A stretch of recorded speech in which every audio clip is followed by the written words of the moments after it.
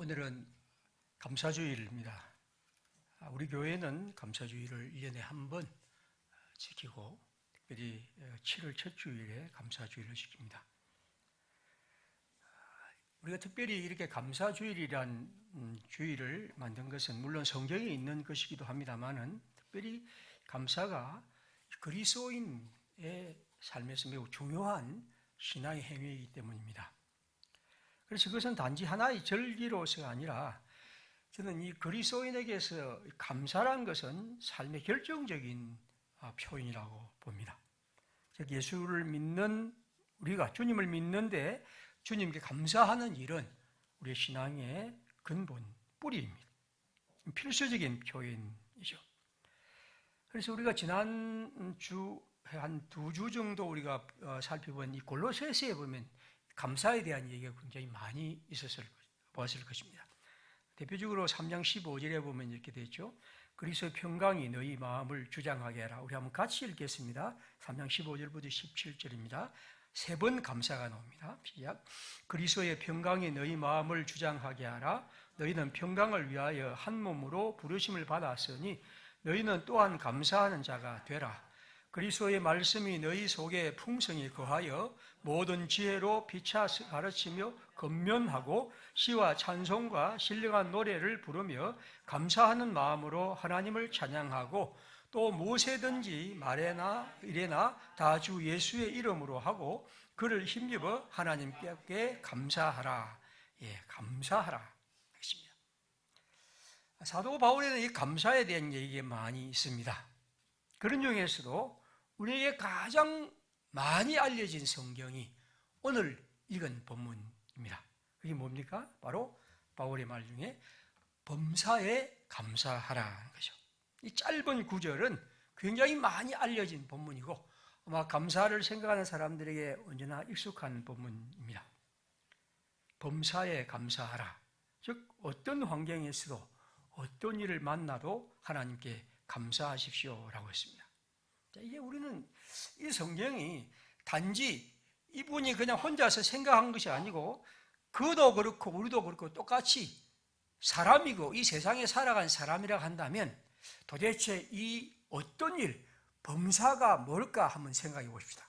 자, 우리 지난 세월도 그렇고 지금도 겪고 있는 일들을 보면서 범사, 즉 모든 일이 뭡니까?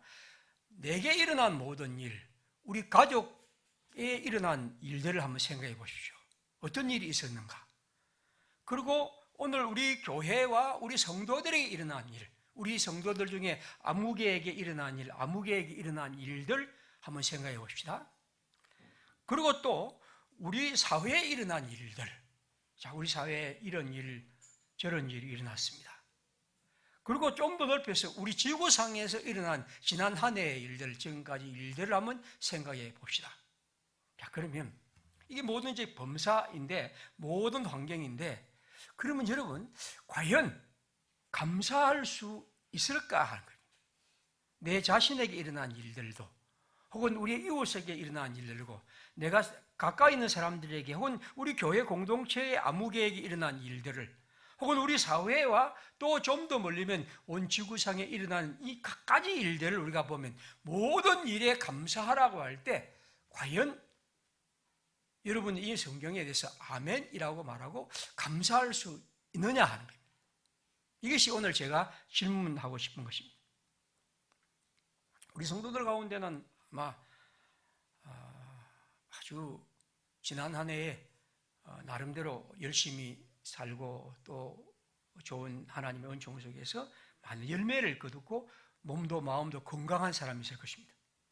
그런데 어떤 분은 계속 오랫동안 이 질병으로 인해서 참 걷는 것도 힘들고 이러저런 어려움 속에 여전히 있는 분이 있습니다. 우리가 지금 이걸 보고 범사에 이분도 감사하고 저분도 감사하라고 말합니다. 우리 성도들 가운데 어떤 분은 아마 직장에서 나와야 했던 분도 있을 것입니다. 또 여전히 직장을 찾는 분도 있을 것입니다. 우리의 마음이 참 무겁고 아픈 것이죠.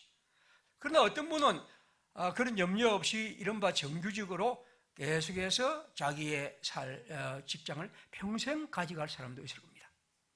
자, 이런 가운데 우리는 범사에 감사하라는 주의 말씀을 듣습니다. 어떤 분은 아마 뜻밖의 어떤 사고로 인해서 큰 어려움을 겪은 분도 있을 것이고, 또 어떤 가정은 참 하나님이 새로운 생명을 선물로 받은 가정도 있을 것입니다. 자, 그런 가운데 이 두 가정, 두 사람 모두 다 하나님께 범사라고 할 때 감사해야 한다는 것이죠.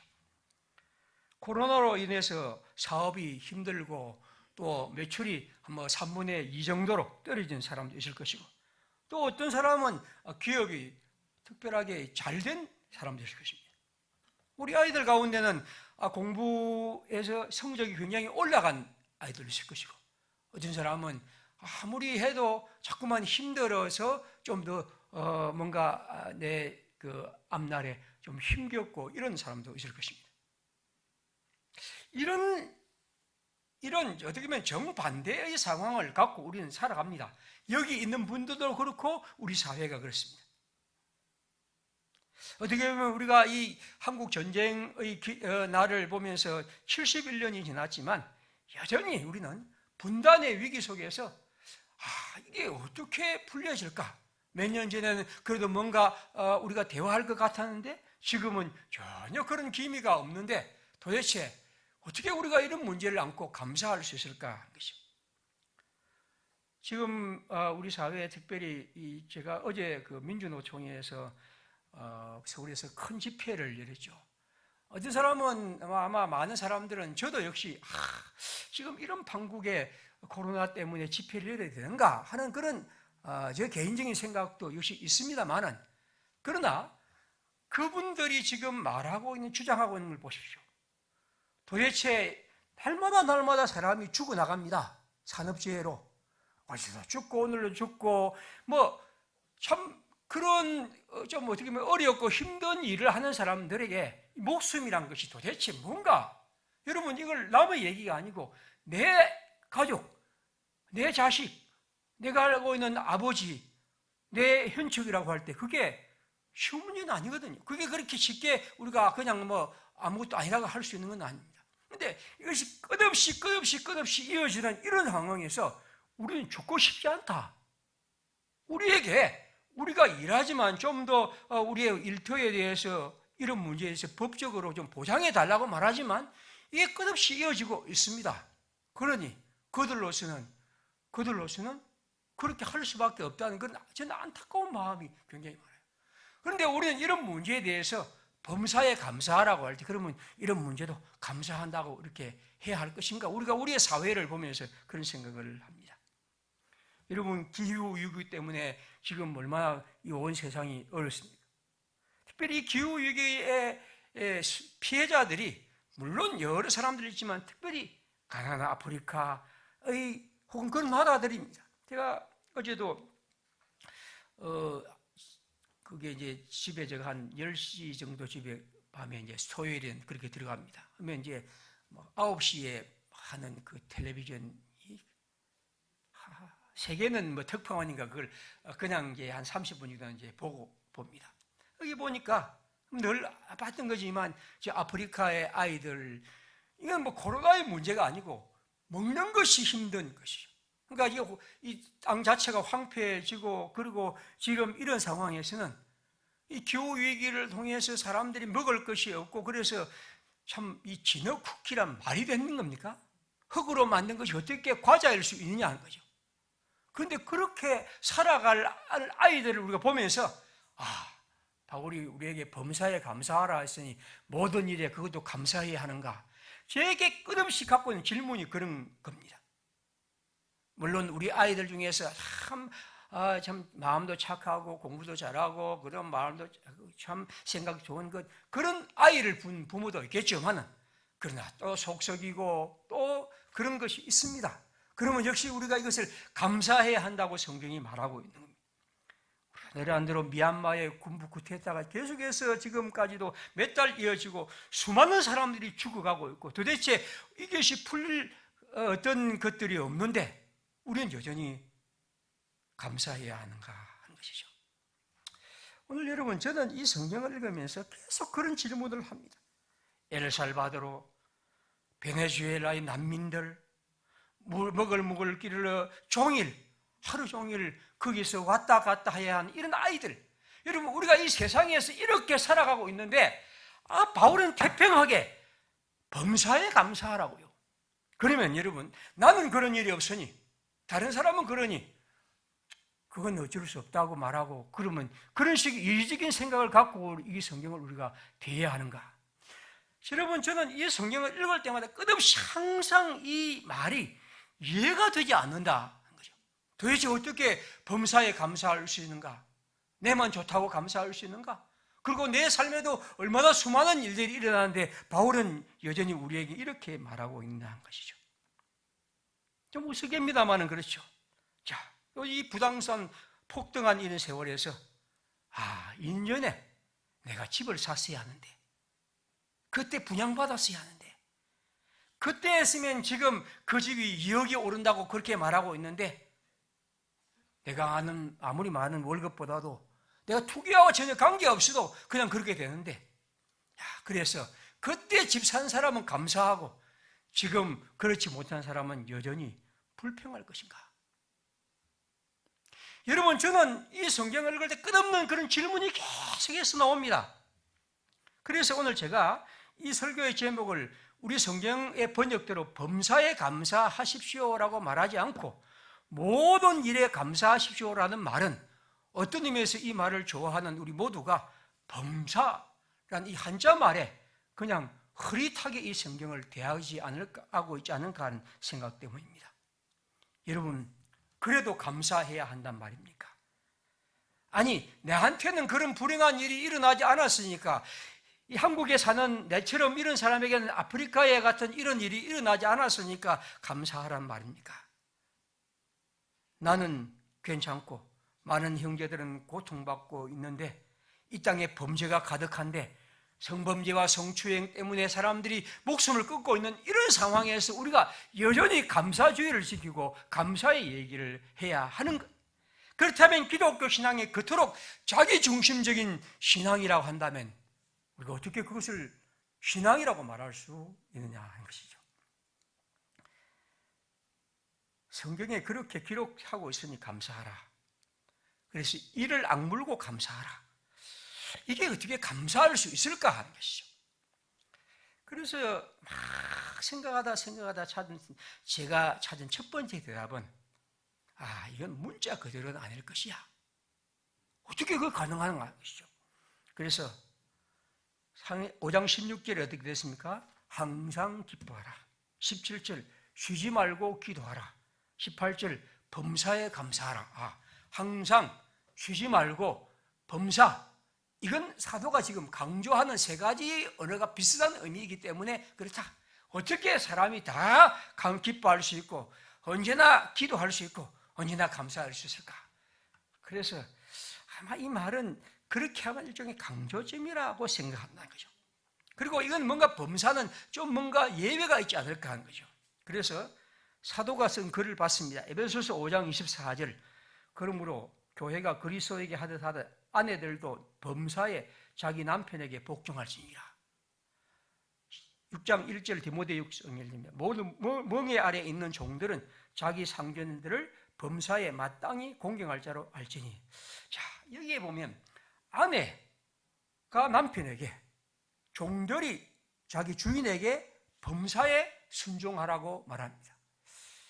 그러면 성경이 과연 그렇게 말하는가? 아니죠. 어떤 부당한 일에 대해서는 우리는 그것에 대해서 무조건 복종하는 건 없습니다. 모든 일에 복종하라 하지만 그러나 모든 일에 복종할 수도 없고 해서도 안 됩니다. 부모가 자녀에게도, 자녀가 부모에게도 마찬가지. 다시 말하면 하나님의 사람들은 하나님의 말씀과 그 진리에 따라서 때로는 거부하고 거절하고 불복종해야 합니다. 그래서 여기 범사란 말을 썼지만 사실 그렇지 않는가라는 생각을 저는 이 첫 번째 대답을 그렇게 해봅니다. 그런데도 여전히 그래요. 그렇지만 이 범사란 말을 계속 섞고 있다면 모든 일이라고 할 때는 그것을 넘어서는 뭔가의 의미가 있지 않을까 하는 생각입니다. 제가 이 교회의 목사로서 설교를 꽤 많이 했고 그리고 이 감사절기를 굉장히 많이 지키면서 이 유명한 본문을 지금까지 설교를 하지 않았습니다. 제가 설교 노트를 보니까 이건 그냥 두었고 오늘 처음 합니다. 범사에 감사하라는 말을 제가 이 유명한 본문을 처음 설교를 하는데 그것은 왜 그러냐면 과연 이 일이 가능할까 하는 질문입니다. 이해하기 힘들고 도대체 이것을 설명하는 것도 힘든, 아마 여러분도 오늘 제가 지금 설명을 드립니다만 실제로 그렇지 않습니까? 어떻게 이것을 모든 사람, 모든 일에 감사할 수 있습니까? 혹은 내 개인으로는 때로는 그렇게 하고 싶고 한다 할지라도 내가 좀 어려움이 있어도 하나님께 감사하지만 우리의 주위의 많은 일들을 보면서 우리가 어떻게 나 혼자 그렇게 감사할 수 있을까 하는 생각입니다. 그럼 제가 오늘 설교를 하면서 탁월한 통찰력을 이 성경을 통해서 가졌는가? 아쉽게도 그렇지는 못합니다. 여전히 저는 이 본문이 숙제입니다. 어떻게 이것을 감사할 수 있을까?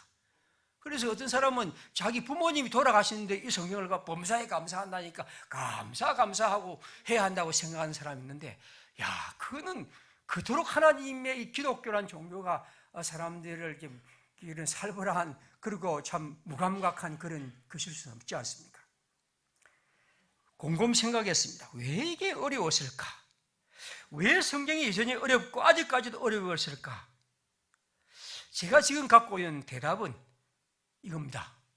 그저 지금까지 이 정도밖에 제가 대답을 할 수 없는데 그것은 5장 18절 뒷부분을 제가 마음 기울여 읽지 않았고 받아들이지 않았다는 생각입니다. 그것이 뭡니까? 범사에 감사하라. 그러면요, 이것이 그리스도 예수 안에서 너희를 향하신 하나님의 뜻이니라. 제가 갖고 있는 하나의 지금의 질문 대답은 이것입니다. 내가 이 두 번째 부분 뒤에 있는 이것을 소홀히 여겼고 이것에 내 마음 중심이 갖지 않았기 때문에 이 성경을 그토록 어렵게 여기고 여전히 지금도 어렵지 않는가 하는 생각입니다. 그렇죠. 뒷부분 이 항상 기뻐하고 쉬지 말고 기도하고 범사에 감사하는 일은, 이 일은 그리스도 예수 안에서 우리를 향하신 하나님의 뜻이란 이 말에 대한 깊은 공감과 이해와 참여가 제게 부족하지 않았는가 하는 생각입니다. 그래서 이번에는 제가 이 성경을 계속해서 한번 봤습니다. 그냥 눈으로 보고 마음으로 생각하고 한번 읊어보기도 하고 한번 이래저래 살펴보았습니다. 그리고 이런 생각을 했습니다. 그래, 어디 바울 시대 그들이라고 해서 늘 농사가 잘 됐을까? 사업이 잘 됐을까? 어디 그들이라고 해서 그들의 양과 소가 늘 탈없이 자랐을까? 어디 그들이라고 해서 늘 가정이 평안하고 좋았을까? 늘 그들이라고 해서 자식들이 잘 자라고 몸이 건강했을까? 늘 그들이라고 해서 기도하는 제목이 술술 풀렸을까? 언제나 그들의 교회는 풍요롭고 평화롭고 안하겠을까? 그 사회가 언제나 실업자가 없고 공의로웠을까? 이웃나라와 전쟁이 없이 늘 평화로운 것이 그들의 삶이었을까? 바울의 시대라고 해서 우리와 달랐으며 이 세상 인간이 사는 삶은 다 그런데 그들이라고 해서 우리와 그리 달랐을까 하는 것입니다. 예수님의 시대라고 해서 어찌 감사 그리만 넘쳐났을까? 예수님과 함께 있다고 해서 모든 것이 다 잘 풀렸을까?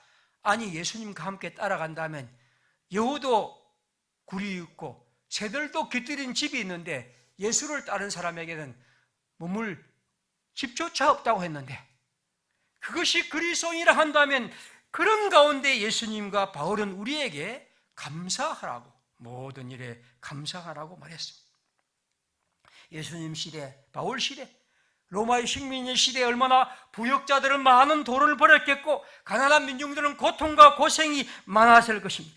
사회는 부정과 부채가 가득했을 것이고 교회는 이러저런 이중삼중의 어려움을 겪었을 것입니다. 그런데도 바울은 말합니다. 모든 일에 감사하십시오. 여러분, 그것이 어떤 교리적이고 종교적 용어로 우리가 그것을 이해하라고 말할까요? 오히려 그 말씀 속에 좀 더 깊이 들어가고 예수 그리스도를 통해 하나님께 감사하라는 이 말이 모든 일에서 하나님 앞에서 생각해 보라는 것입니다. 오기스트 로댕, 우리가 말하는 유명한 생각하는 사람이란 그 조각품을 지은 로댕은 이런 말을 했습니다. 우리는 언제나 한없이 크고도 깊은 신비의 한복판에 머물고 있습니다. 그리고 그 안에서 우리는 늘 혼미의 상태에 빠져 있습니다. 여러분, 이 글을 가만히 보십시오. 우리는 어떤 의미에서 크고도 깊은 신비의 한복판에 머물고 있습니다. 하나님의 놀라운 그리스도를 통한 하나님의 은혜와 그 일 안에 우리는 있습니다. 그 신비로운 것에 바울이 말한다면 그 깊은 비밀이 우리에게 감추어져 있습니다. 그러나 우리는 여전히 혼미의 상태에 있습니다. 아직까지 우리는 그 깊은 신비와 그것에 이르지 못하고 여전히 우리는 혼미, 즉 흐릿하고 힘겨운 상태에 있습니다. 어떤 의미에서 우리는 그 속에 있고 그 속에서 하나님을 향하여 우리는 몸부림치는 사람입니다. 여러분, 감사란 것은 그런 의미에서 우리가 어떤 사람과 견주어서 내가 이런 거 잘 됐다고 해서 감사하는 것, 그건 아닙니다. 그것은 범사에 감사할 수가 없는 일입니다. 우리가 우리 안에 있는 불행한 일을 보고 괜찮다, 그것이 아닙니다. 우리는 그 모든 것을 안고 하나님과 만나고 있습니다. 하나님은 놀라운 그리스도 예수 안에 우리에게 베푸신 하나님의 큰 은혜 아래 있지만 여전히 우리는 그런 아픔과 문제를 안고 하나님과 함께 살아갑니다. 기쁨과 고통이, 시몬 베유라는 사람이 이렇게 말합니다. 기쁨과 고통이 똑같은 감사의 마음을 불러일으킬 때 하나님을 향한 우리의 사랑은 순수하다. 저는 이 베유란 이 젊은 여성 철학자의 말을 굉장히 좋아합니다. 기쁨과 고통이, 기쁨만이 아니라 고통이 똑같은 감사의 마음을 불러일으킬 때 하나님을 향한 우리의 사랑은 순수합니다. 하나님과 우리는 내기를 하는 것이 아닙니다. 하나님과 우리는 어떤 거래를 하는 것이 아닙니다. 감사란 것은 어떤 것을 주고받게 게임에서 그분에게 어떤 것을 손익계산서를 내밀고 그 속에서 우리가 이익을 받았기 때문에 그분을 만나는 것은 아닙니다. 오늘 바울 말합니다. 이것은 그리스도 예수 안에서 우리를 향한 하나님의 뜻이 때문입니다. 여러분, 저는 우리가 하나님을 향한 이 감사 속에서 하나님을 만나고 그걸 통해 하나님의 백성으로 더 굳게 설 수 있기를 바랍니다. 이 말씀이 우리의 중심에 다가가고 이 말씀을 통해서 하나님과 맞닿게 되고 그걸 통해서 사도가 말한 그리스도의 신비로운 비밀에 이르고 그렇게 되기를 바랍니다. 하나님 안에서의 감사주일은 우리의 갖고 있는 돈 얼마를 드리는 것 아닙니다. 그래서 저는 하나님께 이 감사의 주일에 비록 우리가 교회에 감사주일 헌금의 봉투를 드리지만 이것에 대해서 그렇게 개의치 마십시오. 저는 이걸 갖고 우리는 하나님께 만나는 것이 하나님께 대한 우리의 작은 표일 뿐입니다. 헌금은. 감사의 뿌리는 그리스도 예수 안에 우리를 향한 하나님의 마음입니다.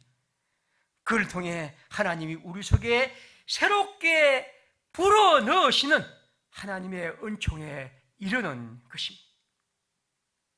어느 농부가 이런 시를 씁니다. 배용전 씨라는 사람이에요. 저는 이 시는 책은 읽어보지 않았는데 이런 제목입니다. 뿌리가 시드는데 꽃이 피는가? 그렇죠. 우리의 뿌리, 우리를 향한 그리스도 안에서 우리를 향한 하나님의 사랑과 그것이 우리 속에 살아있을 때 진정한 하나님을 향한 감사가 있습니다. 지난번에 읽었던 골로새서 2장 6절에 바울은 이렇게 말합니다. 그러므로 너희가 그리스도 예수를 주로 받았으니 그 안에서 행하되 그 안에 뿌리를 박으며 세움을 받아 교훈을 받은 대로 믿음에 굳게 서서 감사함을 넘치게 하라. 예수, 그분 안에 우리가 그분을 우리의 생명의 주중으로 받고 그 안에서 걸어가고 그 안에 이제 뿌리 받고 세워지고 주의 말씀을 받을 때 믿음이 있고 더욱더 감사가 넘치게 된다는 거죠. 감사는 오직 그것에서 출발을 합니다. 그리스도의 뿌리를 내리는 이 견고한 터위에서 뿌리 깊은 나무를 통해서 우리는 하나님을 향하는 감사가 있습니다. 여러분, 하나님에 대한 우리의 신앙과 지식은 감사에 의해서 완연해집니다. 저는 그렇게 믿습니다. 여러분의 마음속에 하나님을 향한 참된 감사, 예수 그리스도에 대한 감사를 통해서 우리는 하나님을 체험하고 하나님 안에서 이것들이 완성됩니다. 이건 우리가 하나님의 누려야 할 신앙의 더 아름다운 단계입니다. 반드시 이뤄야 할 것입니다. 감사와 무감각은 중립은 없습니다. 우리가의 무감각은 신앙이 아닙니다. 반드시 우리는 하나님을 향한 감사로 나아가야 하고 그 감사를 통해서 하나님의 백성으로 서게 됩니다. 하나님을 온 마음으로 사랑하는 것은 우리의 삶에 하나님의 백성이 주님의 뜻을 긍정하는 가장 복된 표현입니다. 늘 우리가 읽는 로마서 8장 28절에 바울은 말합니다. 우리가 알거니와 하나님을 사랑하는 자, 곧 그의 뜻대로 부르심을 입은 자들에게는 모든 것이 합력하여 선을 이루는가. 하나님에 대한 신앙은 우리로 그러한 고백을 하게 되고 그러한 기대를 하게 되고 그런 희망을 갖게 되고 그 희망 속에서 우리 자신이 하나님을 향한 더 깊이 일어나게 되는 것이죠. 제가 많이 소개한 이 글, 저는 이 보네포의 글이 그토록 좋습니다. 사실 우리에게 일어나는 모든 것들을 갖고 단순히 하나님의 뜻이네 라고 말해서는 안 됩니다. 그래서 우리가 오늘 우리 사회에 일어나는 이런 부정과 불법까지도 교회 안에 일어나는 잘못된 일까지도 하나님의 뜻이네 라고 말해서는 안 됩니다. 그렇게 하는 것은 아닙니다. 모든 일어나는 것이 단순히 하나님의 뜻은 아닙니다. 그러나 우리가 알아야 할 것은 궁극적으로 그 모든 것은 하나님의 뜻이 아니고는 어떤 일도 일어나지 않습니다.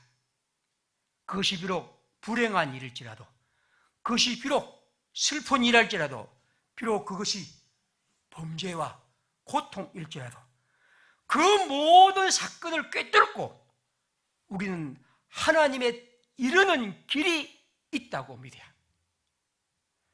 그것을 우리가 좋은 것이다, 그 불행하고 고통스러운 것이 괜찮다고 말하는 것이 아니라 우리는 그것을 하나님의 뜻 안에서 일어난다고 말하는 것은 그걸 통해 하나님께 이르는 길이 있다는 것은 어떤 의미에서 범죄에 대해서 싸우고 불에 대해서 저항하고 슬픔에 대해서 아파하고 그리고 고통받는 사람과 함께하는 가운데 하나님의 뜻을 찾는 것이지 그 자체가 하나님의 뜻은 아니겠죠. 우리는 그걸 통해 하나님의 영광에 이르게 되고 하나님의 감사에 이르게 됩니다. 다시 로댕의 글 하나 더 인용합니다. 예술가는 모든 사물에서 아름다움을 봅니다.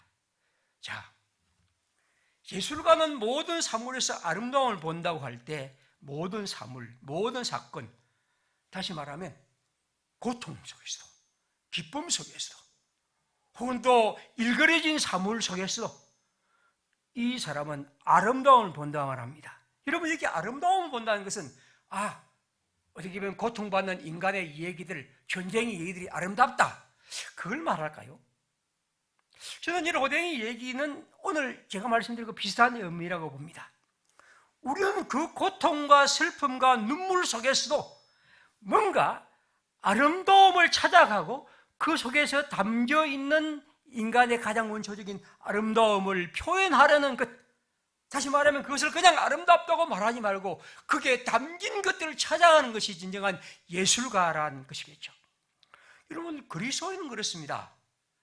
우리가 살고 가고 있는 일들, 우리에게는 크고 작은 범사의 모든 일들에 대해서 감사한다는 것은 그냥 그것을 그대로 인정하고 그건 아무렇지 않다, 지금 남의 불행은 심지어 나의 즐거움이 된다고 말하는 것과는 전혀 관계없는 일입니다. 오히려 우리는 그 일 하나하나에 들어있는 하나님의 마음을 통해 그 속에서 우리가 하나님께 감사에 이르는 길을 찾아가는 주님의 백성의 노력인 것이겠죠. 골로새서 3장 17절 아까 읽은 겁니다. 또 무엇을 하든지 말에나 일에나 다 주 예수 그리스도의 이름을 하고 그를 힘입어 하나님 아버지께 감사하라. 왜 이런 얘기를 계속해서 바울은 말하느냐 하면 감사는 언제나 여기에서 출발하고 이걸 통해 이루어지고 이것이 바로 감사의 결과라는 것이죠. 이왕 오늘은 시들을 하나 인용했기 때문에 헬들이라는 독일의 시인 중에 이 글 한날 인용하겠습니다. 이게 좀 설명합니다만은 모든 신적인 것 너무도 오랫동안 값싸게 이용되었고 모든 전상적인 힘 소모하면서 그 선하님 농담 삼아 감사함도 없이 교활한 인간들은 헛되게 써버리고 있구나. 여기에서 신적인 것 그리고 전상적인 힘 그 선하님을 인간은 너무나 오랫동안 값싸게 이용했고 농담 삼아 감사도 없이 그것을 헛되고 써버리고 있다고 그는 얘기를 하죠. 물론 이 시는 여러 설명들이 필요하지만 어쨌든 저는 이 얘기를 읽으면서 우리가 하나님을 향한 이 은혜든 사랑이든 혹은 믿음이든 하나님을 향한 소망이든 그 하나하나에 담긴 말씀들을 감사란 걸 통해서 우리 속에서 일구어가는 것, 이것은 얼마나 중요한지 모릅니다. 그러므로 신앙의 첫 번째 특성은 하나님을 향한 걷잡을 수 없는 감사의 마음입니다. 오늘 힘겨운 시대를 살아갑니다. 아마 어느 시대나 우리는 다 힘겨운 시대였고 앞으로도 어떻게 보면 그럴지도 모릅니다. 우리는 그럴 시대마다 지나 우리가 하나님을 향한 기도를 통해서 감사에 집중하도록 노력해야 합니다. 특별히 순간적인 것에 사로잡히지 말고 우리의 위대한 하나님에 대한 신앙의 침착함을 언제나 간직하고 그 하나님의 신앙을 따라 모든 것을 측정하고 생각하는 노력들을 가져야 합니다. 왜냐하면 하나님은 여전히 살아계신 분이고 그분은 여전히 우리의 주님이시고 그분은 오늘도 성령 가운데 여전히 우리와 함께 하신 분입니다. 그 하나님이 오늘도 우리 가운데 계신다면 오늘 우리는 사도의 말을 우리의 마음으로 받아들이고 싶습니다. 범사에 감사하라. 이것이 그리스도 예수 안에서 우리를 향한 하나님의 뜻입니다. 함께 기도하겠습니다. 오늘 우리 마음으로 이 감사의 심정을 늘 갖고 살아가도록 주님 우리에게 힘주시고 이 감사를 통해 우리의 신앙이 주의 백성으로 더 힘있게 솟아나고 진정으로 주님의 사람으로 거듭나고 또 더 활력찬 사람을 신앙으로 살아갈 수 있게 주님 인도해 주옵소서. 우리 함께 기도하겠습니다.